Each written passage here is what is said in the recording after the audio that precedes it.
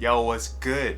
This is Wyatt with the Beat Selling Vlog number 27, and today we're going to be talking about what's the best method for making beats. Taking your time or making as many beats as possible as quick as you can. Let's get to it. Yo, what's good? Once again, my name is Wyatt, and if you want to stay up to date about what's working and not working in the beat selling world, please hit that subscribe button. And if you like the video, don't be afraid to hit the thumbs up either. Either way, let me know what you think about this video in the comments below. I would greatly appreciate it. Now to the topic at hand. What's better, quality or quantity? Let's talk about that. If you've been following the vlog, you know that I've been doing the 11-day idea explosion challenge by Mike Monday, and that really tackles this idea of quality and quantity, what's better. I'm not really one to say what's better, but I will tell you my thoughts about it. I believe that if it's working for you, keep doing what you're doing. If it ain't broke, don't fix it. I totally just hit my keyboard stand right there. But if it ain't broke, don't fix it. Now that you have that piece of information, you have to be able to look at what you're doing right now and ask yourself, is it working? The way you can know if it's working or not is how many beats are you selling? How well is your music doing? Are you getting plays? Things of that nature. Now for me, when I focus too much on quality, to be all the way clear, when I say quality, I mean how I feel about the music in that present moment of time. I notice that I don't have as much fun as when I just make music, not really worried about what it sounds like. Now for us perfectionists out there, it might be really challenging for you to not have strong opinions about your music while you're making it, but I've noticed that the more music that I make, the more comfortable I get in my process, which in turn leads to better music.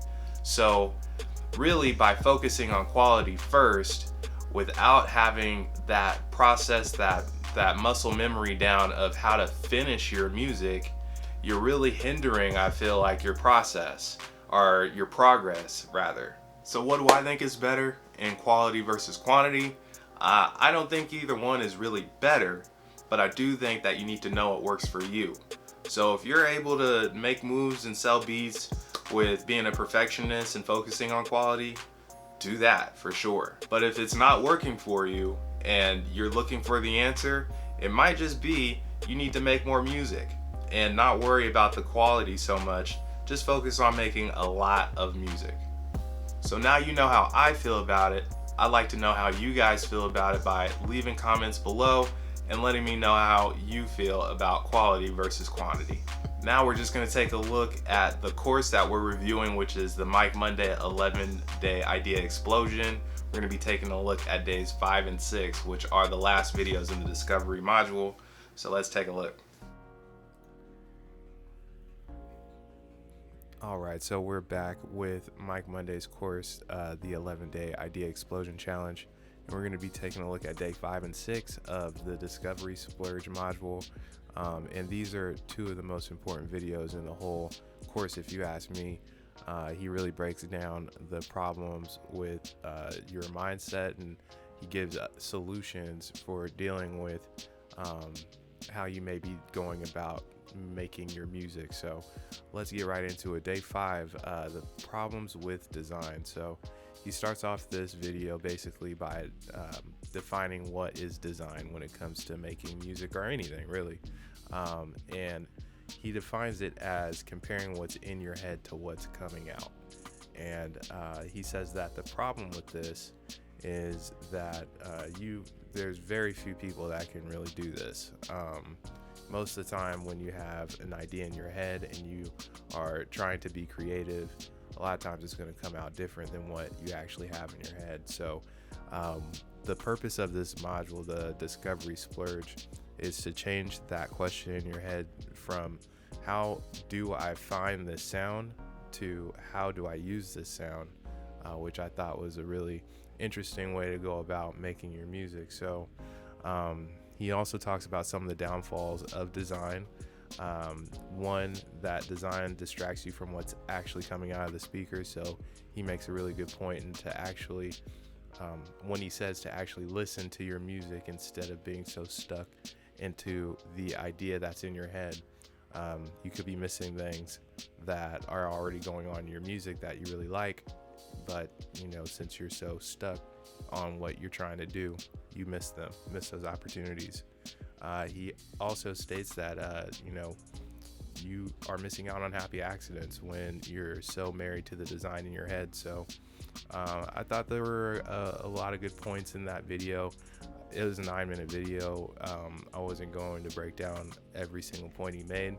Hopefully he releases this again at some time, so you all can watch the whole video. But at the end of the day, the point is there are problems with design, but in the next video on day 6, he also gives a solution of how you can use the discovery method and the design method, which I thought was really spot on. So in this video, he says that both methods are necessary.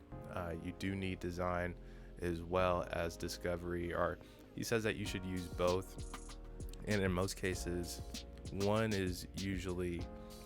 method of creating is usually neglected. So in most cases, people don't just use the first sound that their VST has or go with the first drum sounds that they hear.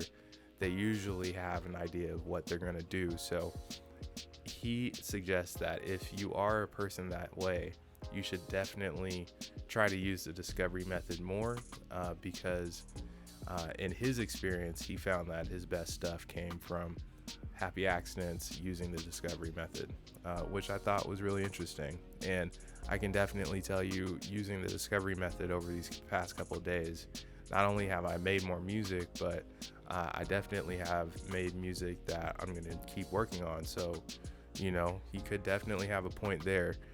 And, it's fun to do, just to try and make music with a sound that you might not be in love with. It's challenging and definitely gets you in the flow state. So moving right along, he says that you can use this design with discovery by essentially catching a vibe, is how I grew up, learning knowing how to describe what he's talking about. He's basically saying listen to some sounds that inspire you and then use that inspiration with the discovery method to come to a more creative idea. And I thought that was a brilliant solution. I mean, I never really thought to do that. Usually if I'm catching a vibe, I'm trying to really kind of stay within the design of that song, and sometimes to a detriment. So I think that using the discovery method with actually like listening to music and then trying to get inspired and not necessarily copy, but make something in the vein of that song that you're listening to, I think if you use that in the discovery method, you're going to find great success. So those are the two videos for day 5 and 6. We're moving right along to this challenge. It's going to be 7, 8, and 9 over these these next 3 days. So checking in on Wednesday, we'll go over those videos, and then it'll be the last splurge here soon. So stay tuned for the conclusion. I'm going to give my overall view on this whole challenge and how it's helped me. We're also going to take a look at my final beat count and how many of those beats were actually become something or actually get put in my continue forward folder. So all right, with that, we're going to go ahead and wrap it up. So I'll catch y'all later. All right, so that's going to do it for today's vlog. Once again, my name is Wyatt Earp.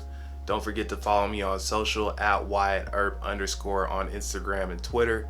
Also follow the beat store at made2 beats on Instagram and Twitter as well.